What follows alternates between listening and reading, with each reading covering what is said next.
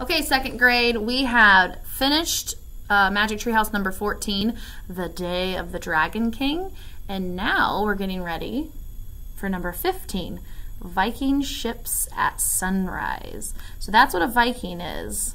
They were big, hairy men, and they were warriors, and they wore fur skins and those Viking helmets right there. So let's see what Jack and Annie get into in this book. We're going to read the first 3 chapters. Okay, chapter 1, Before Dawn. Jack opened his eyes. A thin gray light came through his window. His clock read 5 a.m. All was quiet.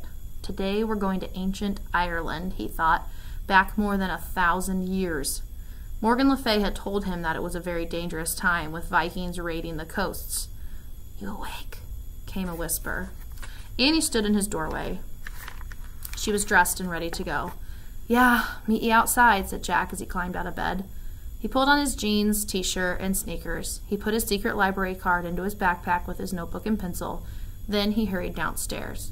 Annie was waiting for him in their yard. The air was damp and misty. "Ready?" she asked. Jack took a deep breath. "I guess," he said. He was a little worried about the Vikings. They walked silently over the dewy grass. Then they ran up their street and into the Frog Creek woods. Mist clung to the trees as they walked through the dark woods. "It's hard to see," said Jack. "Where's the tree house?" said Annie. "I have no idea," said Jack. Just then something fell in front of them. "Watch out!" shouted Jack. He covered his head. "It's the ladder!" cried Annie. Jack opened his eyes. The rope ladder from the magic tree house dangled in front of them. Jack looked up. The tree house was hidden in the mist. "Come on, let's go," said Annie. She grabbed the ladder and started up. Jack followed. They climbed through the wet air and into the tree house. "Hello," said Morgan. "I'm glad to see you." She was sitting in the corner. At her feet were the scroll they'd brought back from Roman times and the bamboo book from ancient China. "I'm so glad to see you," said Jack. "Me too," said Annie. "It's good that you both came early," said Morgan. She reached into the folds of her robe and pulled out a piece of paper. "Here's the ancient story you must find today," she said. Morgan handed the paper to Jack. On it were the words Serpens Magna. The mysterious writing reminded Jack of the writing from their trip to the Roman town of Pompeii.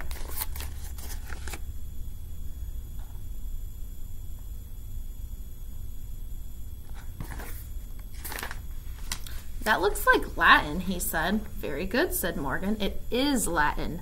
"But I thought they spoke Latin in ancient Rome," said Annie. "Aren't we going to Ireland?" "You are," said Morgan, "but during the Dark Ages in Europe, educated people wrote in Latin." "The Dark Ages?" said Jack. "Yes," said Morgan, "the time after the fall of the Roman Empire." "Why is it called dark?" said Jack.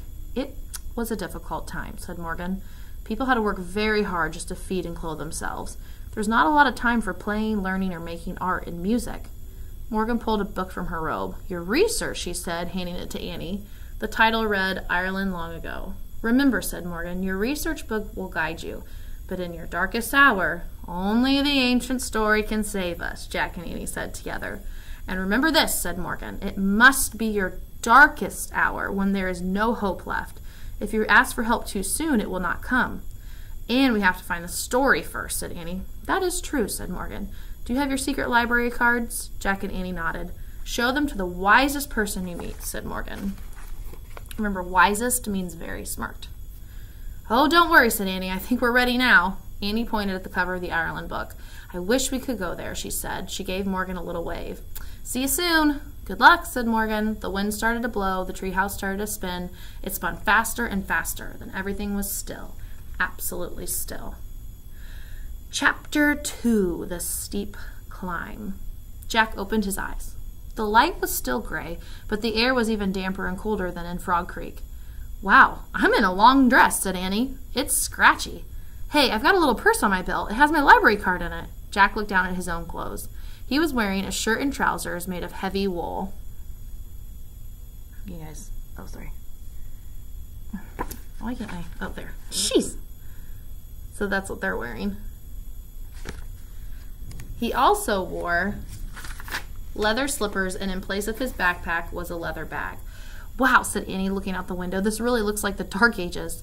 Jack looked out too. He couldn't see anything through the mist.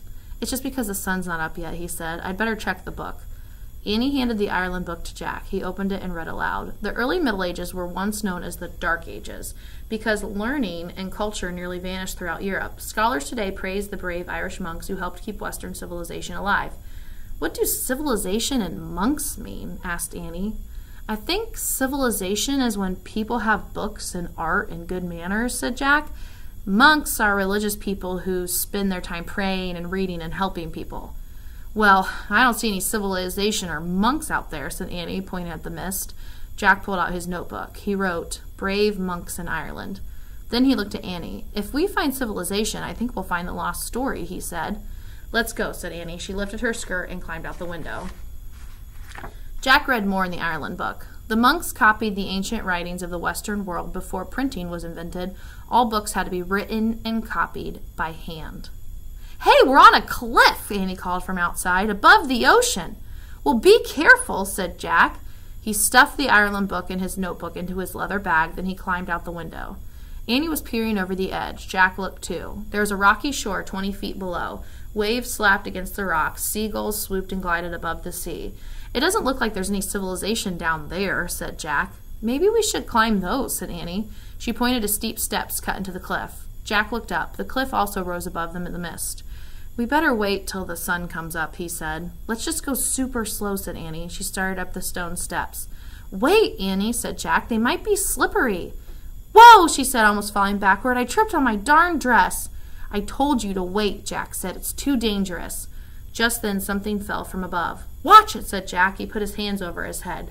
Hey, it's a rope, said Annie. Jack saw a thick rope dangling down the stairs.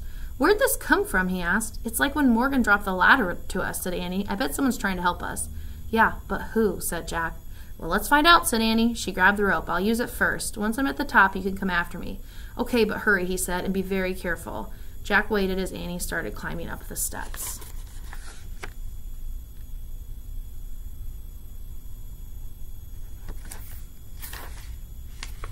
Annie held on to the rope as she climbed slowly up the stairs. Soon she vanished over the top of the cliff. What's up there? Jack shouted, but his voice was lost in the sound of the waves. He grabbed the rope and started up the steep steps. At the top of the cliff, he pulled himself over the edge. Aha! Boomed a deep, jolly voice. It's another little invader. Ooh. Chapter 3, Brother Patrick. Jack's glasses were, well,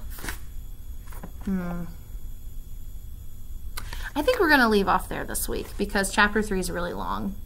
And you have Sophia Valdez, Future Prez, you can listen to if you want another read aloud. So we're just going to read Chapter 1 and 2 this week. But you know that Jack and Annie have met somebody, and we got to figure out who that is next week when I read this. And Chapter 3 is called Brother Patrick. Okay, so I will leave that off there, and I will read to you guys next week. See ya!